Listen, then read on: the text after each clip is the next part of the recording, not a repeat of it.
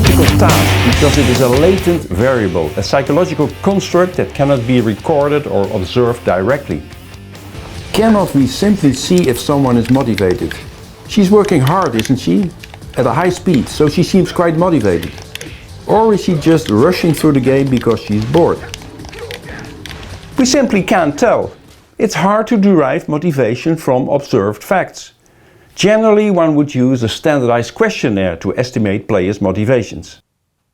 There are many motivation questionnaires available, all established and validated instruments. They target different aspects of motivation and use different sets of questions, but they all claim to be capable of measuring motivation with great precision.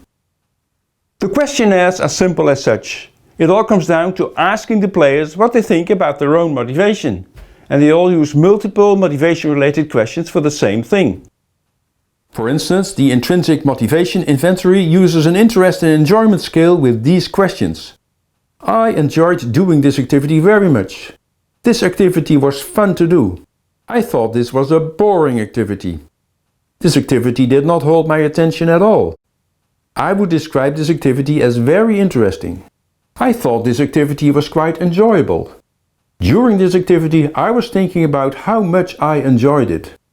As you can see, there's quite some repetition, which is supposed to raise the reliability. All answers are recorded on a Likert scale, which allows for an ordinal quality rating. Because most questionnaires include multiple motivation subscales, you may end up with 60 or 70 questions or even beyond. Subscales can be pleasure, interest, autonomy, competence, perceived choice. Consequently, most questionnaires are just too lengthy to be useful. Answering dozens of questions after playing a game is not just time-consuming, it may take you half an hour or even more, but also aggravating. A second problem is that questionnaires are notorious for their low reliability. What people want to say about their motivation is likely to be quite different from what is actually the case.